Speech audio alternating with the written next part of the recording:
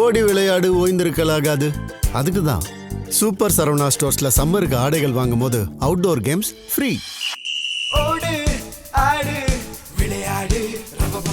Super Saravana stores summer கோடையை கொண்டாடலாம்.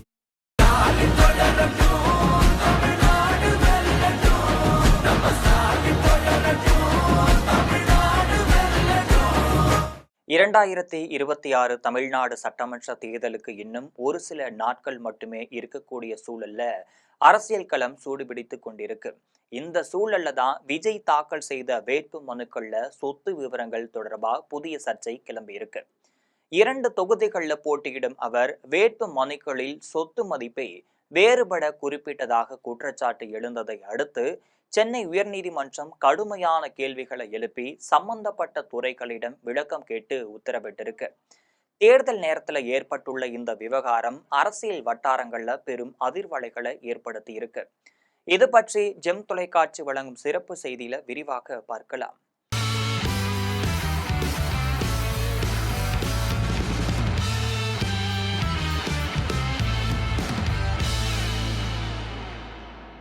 சட்டமன்ற தேர்தல்ல 2 தொகுதிகளில் போட்டியிடும் தமிழக வெற்றி கழக தலைவர் விஜய் தனது வேட்பு மனுக்கள்ல ரூபாய் 100 கோடி மதிப்பிலான சொத்துக்களை குறைத்து காட்டியதா தொடரப்பட்ட வழக்குல சென்னை உயர்நீதிமன்றம் அதிரடி உத்தரவையும் பிறப்பித்திருக்கு.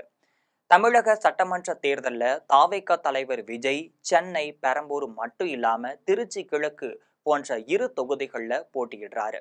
2 தொகுதிகளிலும் விஜய் தாக்கல் செய்த வேட்பு மனுக்கள்ல முன்னுக்கு பின் முரணான தகவல் இடம்பெற்றுள்ளதாகவும், பெரம்பூர் தொகுதியில தாக்கல் செய்த வேட்பு மனுக்களின் சொத்து கணக்கை மறைத்துள்ளதாகவும் கூறி வியாசர்பாடியைச் சேர்ந்த பெரம்பூர் வாக்காளரான விக்னேஷ் என்பவர் சென்னை உயர்நீதிமன்றத்துல மனு தாக்கல் ஒன்றையும் செஞ்சிருக்காரு. அந்த மனுவுல பெரம்பூர் தொகுதியில தாக்கல் செய்த வேட்பு மனுவுல தனது சொத்து மதிப்பு 115 கோடியே 13,63,000 ரூபாய் என குறிப்பிட்டிருந்த விஜய் திருச்சி கிழக்கு தொகுதிக்கான வேட்பு மனுல 220 கோடியே 15,62,000 ரூபாய்னு குறிப்பிட்டதா சொல்லப்படுது.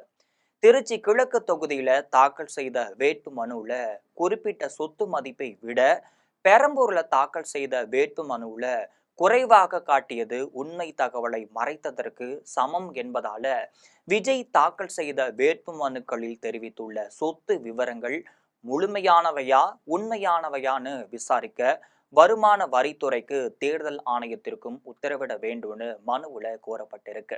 இந்த வழக்கு தலைமை நீதிபதி எஸ்.ஜே. தர்மதிகாரி மட்டும் இல்லாம நீதிபதி ஜி. அருள்முருகன் அடங்கிய அமர்வு முன்பு விசாரணைக்கு வந்துச்சு.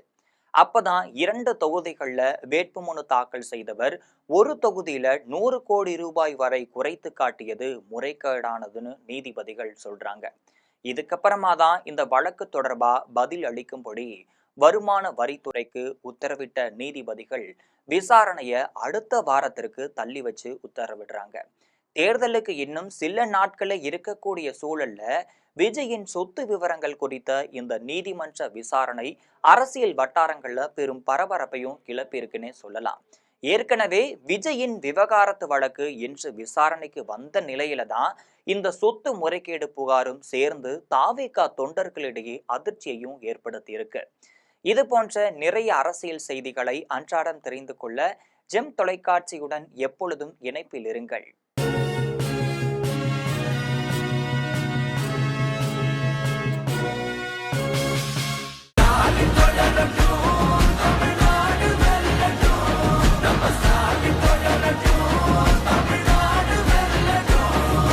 ஓடி விளையாடு ஓய்ந்திருக்கலாகாது. அதுக்கு தான் சூப்பர் சரவணா ஸ்டோர்ஸ்ல சம்மருக்கு ஆடைகள் வாங்கும் போது outdoor games free. Super Saravana stores summer கோடையை கொண்டாடலாம்.